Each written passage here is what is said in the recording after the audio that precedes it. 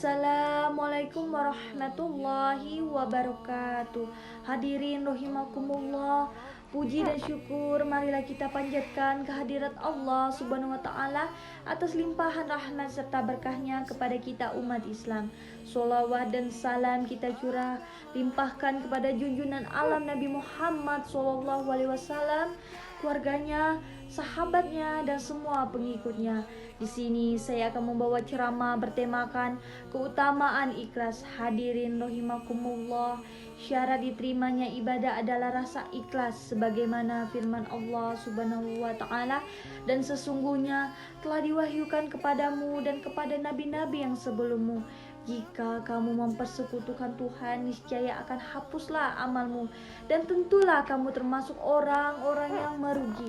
Quran Surah Az-Zumar ayat 65. Dengan ikhlas, kita tidak akan tersesat ke jalan yang tidak diridhoi Allah, tidak akan menjadi orang yang ria atau sombong, karena sombong itu merupakan sifatnya syaitan.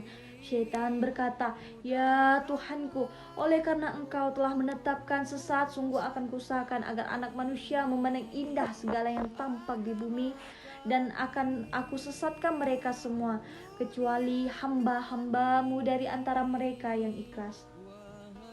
Quran Surah Al-Hijj 39-40. Seseorang yang ikhlas ibarat orang yang sedang membersihkan beras dari kerikil-kerikil dan batu-batu kecil di sekitar beras. Maka beras yang dimasak menjadi nikmat dimakan. Tetapi jika beras itu masih kotor, ketika nasi dikunyah akan tergigit kerikil dan batu kecil. Demikianlah keikhlasan menyebabkan beramal menjadi nikmat, tidak membuat lelah, dan segala pengorbanan tidak terasa berat. Sebaliknya, amal yang dilakukan dengan ria akan menyebabkan amal tidak nikmat. Pelaku akan mudah menyerah dan selalu kecewa. Tetapi banyak dari kita yang beribadah tidak berlandaskan rasa ikhlas kepada Allah Subhanahu wa taala, melainkan dengan sikap ria atau sombong supaya mendapat pujian dari orang lain. Hal inilah yang dapat menyebabkan ibadah kita tidak diterima oleh Allah Subhanahu wa taala.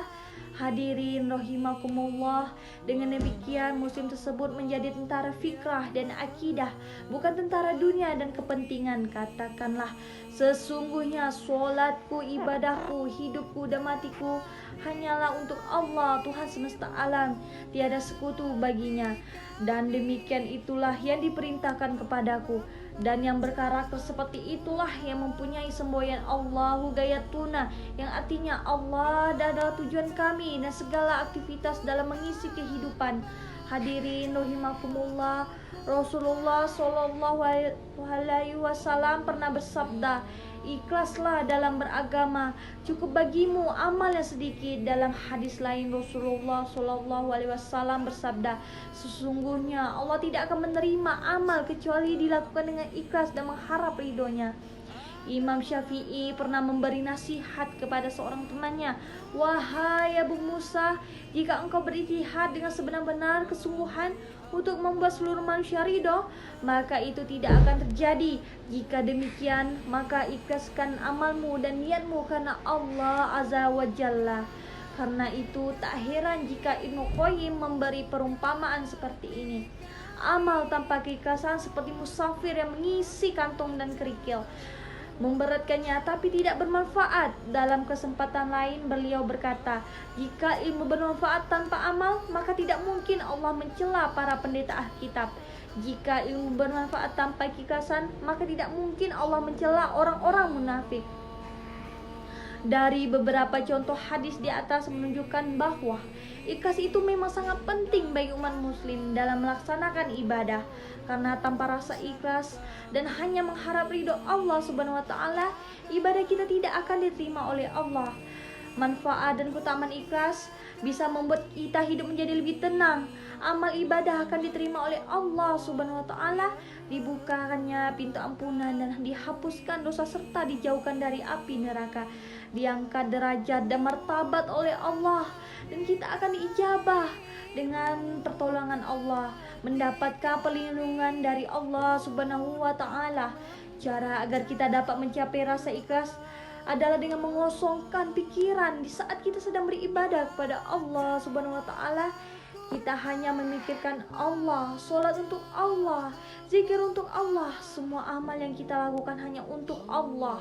Lupakan semua urusan duniawi, kita hanya tertuju pada Allah. Jangan munculkan rasa ria atau sombong di dalam diri kita, karena tidak berdaya di hadapan Allah Subhanahu wa Ta'ala. Rasakanlah Allah berada di hadapan kita dan sedang menyaksikan kita. Insya Allah dengan cara di atas Anda dapat mencapai ikhlas. Dan jangan lupa untuk berdoa memohon kepada Allah Subhanahu wa Ta'ala agar kita dapat beribadah secara ikhlas untuknya. Demikianlah yang dapat saya sampaikan, mudah-mudahan bermanfaat. Mohon maaf atas segala kekurangan. Billahi taufiq wal hidayah. Wassalamualaikum warahmatullahi wabarakatuh.